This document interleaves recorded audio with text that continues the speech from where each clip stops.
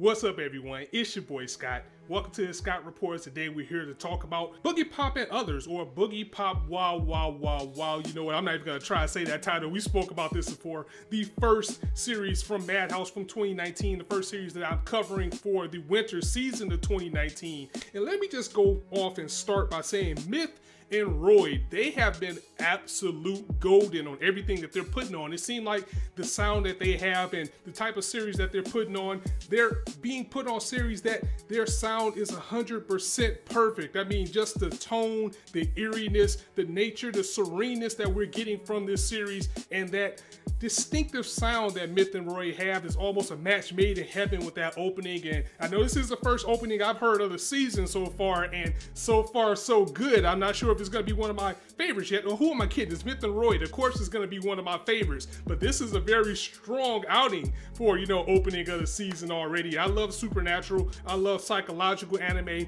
It looks like we're going to get that in spades with Boggiepop, and what better group to put that into the forefront than to have Myth and Roy on such an eerie type of series. Now, this series is a reboot. I mean, there was a series called Boggiepop Phantom in 2000 that was also done by Madhouse. However, it wasn't that well received because the plot was all over the place and it was really convoluted, and that's something we're going to get to in a little bit, because, you know, these first two episodes, because we got two episodes back to back of Boggiepop today, it didn't really ease those worries, but hopefully we will get a better outing this time. Maybe we'll follow the source better this time, because doing my research, I found out that they're going off of the light novel this time. And with light novels being almost a standard for anime adaptations, you know, these studios are taking more precaution when they're doing these adaptations, because light novels are almost taking over manga in a sense. So whenever they adapt a series off of a light novel, especially when we're getting all these isekais, not saying that Boggiepop is one, because it's not, just using that as an example, these studios want to take light novel adaptations more seriously. So maybe we'll get a better outing with Boggiepop this time. So overall, this story takes place in an unnamed city in Japan, and we're following students that go to a school called Shinyo Academy. There's a new drug going around flooding the streets, and there's also lots of disappearances of students, and teachers are really just writing it off as kids who are just runaways. You know, they're people that are kind of maybe, you know, people don't really care about, or they're outcasts or whatever. But as these students are disappearing, teachers just like, oh, maybe they just ran away. You know, they had some hard times. Maybe talked to one of their friends. Maybe they know where they went.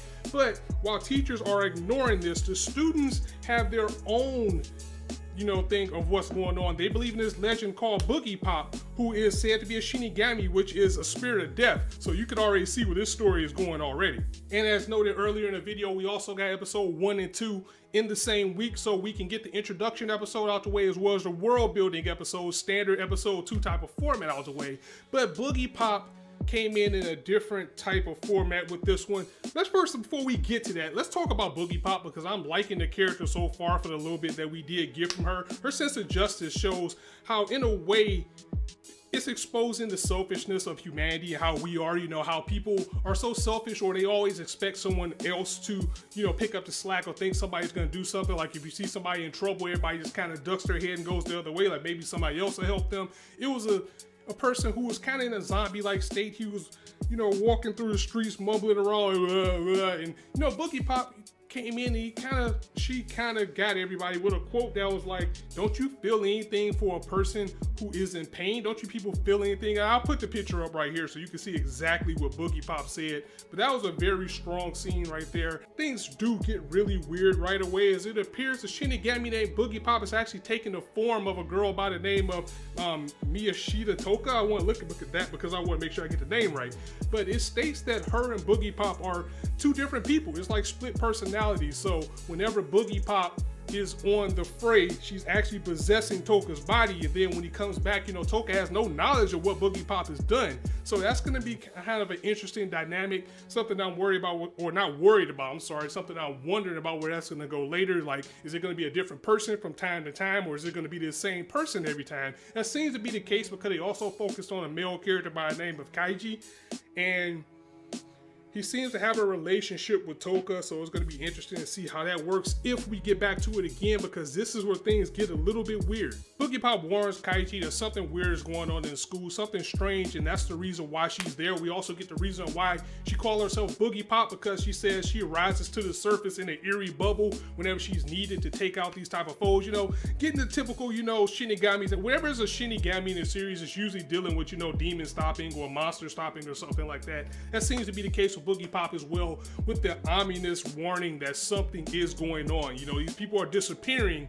The Shinigami shows up, so of course that's going hand in hand, but then the general public have their own interpretation of who Boggiepop is as well. In fact, they think Boggiepop is the person who is out there killing everyone. The young girls turn their attention to the girl by the name of Kirima Nagi, and they're saying, you know, she is kind of weird, she's kind of strange, I wouldn't be surprised if she's a killer. So she's being painted as the villain in this series, even though that's not necessarily the case. Not really going into spoilers, but that's kind of the overview of what we have going on with this series. The animation was pretty well done. Now, it does get a little bit Bungo Stray Dogsy or Durarara, where they show parts where they will show people in the big city and the people don't have faces, or, you know, to save animation or to save time, they'll just focus on one thing, but everybody else just looks like a shadow or something. That's not necessarily a negative. I mean, especially if you understand they're just trying to save time with that, but at the same time, it's also so blatant you can't take your eyes off of it. It did look a little bit weird, but overall I do like the look and feel of this series. It kind of has like a glossy or a misty type of look to it at all times, like even in the daytime, like how they use the lighting and the shadows and things like that. It just keeps that eerie presence going on, because this is going to be a supernatural series, especially when you start getting into things that's more explained in episode 2. However, we need to get to the drawbacks of what I saw from Boggiepop and Others. I almost called it Phantom, which was the old one. The pacing was also a little bit weird. I mean, it seemed to jump back and forth a lot between scenes with no indication on where we are or when this actually happened. It really did seem like they were throwing all of this to us, especially when we find out that a majority of the things that occur in episode 1 is after the events of episode 2. So this is something, you know, you can usually can't recommend, but I would recommend you guys watch episode 2 first, because you're going to get a lot of the meat. In fact, you're going to get everything that you need to know in episode 2 to make episode 1 seem very clear. And in a way, I guess it was a good thing that they gave us both of these episodes at once, because if I would have got this first episode, especially how they seemed to tie everything up at the end of episode 1 of what was going on, and they didn't show what happened, you would have been really confused. But when you come into episode 2, you get what was going on, what Boggiepop was talking about. It was just weirdly paced, and it really does feel like this should have either been one episode by itself, and it was, because we can watch it back to back. But if they did this week by week, that first episode probably would have been really bad with the way they paced it. And then episode 2, I mean, it leaves everything a little bit better because we get explanations, but it still kind of had that weird pacing of jumping back and forth where you don't know what's going on exactly. And I know that's kind of the point, because this is a mystery and supernatural type of series, but I can see how it could be off-putting for someone who doesn't want to invest in time in it. I mean, we live in a very fast-paced anime world right now where people only get things 3 episodes. So you watch that first episode, maybe even the second, you probably would have dropped this if you're not invested in it, if this world doesn't intrigue you on what's going on in the series. And that Manticore, holy shit, that thing was creepy, you know, Greek for man-eater. This is what I'm talking about. This is what I want to see from Boggiepop Phantom. More things like this in a relationship that the Manticore had with the male character, how they were teaming up to, you know, get the girls, and how we are going to stop these guys because they are very creepy. And then we have the whole things with the echoes. And again, because this is a first impressions, I don't really want to get into spoilers, but some things you can't really talk about unless you do. So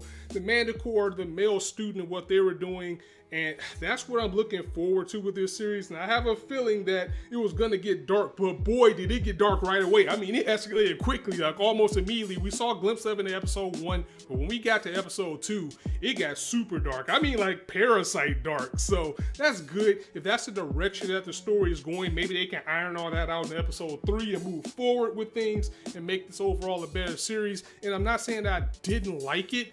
It's just that it was really odd to have this episode the way it was. And there is a bigger conspiracy going on. Honestly, this episode was confusing as fuck, especially episode 1. Episode 2 did clear things up a bit.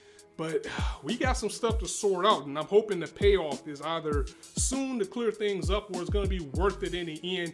You know, I have faith in it. Madhouse rarely does wrong, so I have faith in their direction. I have faith that now they're coming back and they're doing this story again because it is already a story out there.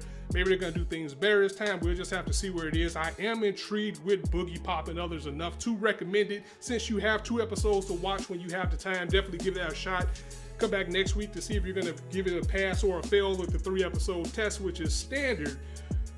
But I would say if you have the time, you probably would have to watch it over again. You probably have to watch episode 1 and 2 again and see what you missed, or to do what I suggest is to watch episode 2 first, then episode 1. But yeah, Boggiepop and Others, so far so good. Look like 2019 is kicking off very strong. I know I'm very excited for Rise Another Shield Hero, so I'm waiting for that to come. Tomorrow we got dubs, W's, wherever it's going to be called. Boggiepop and Others is on Funimation as well as Crunchyroll. And let me know what you guys thought of the episode in the comments below, especially if you've seen the older series, because I have not. Let me know how it matches up. Like, was it completely off the rails, or is this one a little bit more faithful? Are you sticking around for Boggiepop? Was it already a deal breaker with the weird pacing that we had?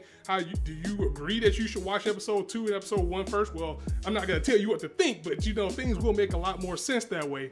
But overall, maybe it's a reason they decided to do it this way. So definitely let me know in the comments below, and I'm gonna go ahead and get up out of here. So guys, the winter season is here. 2019 is here. I know we're all waiting for spring, which is probably gonna be the single greatest season we've had animated for so long.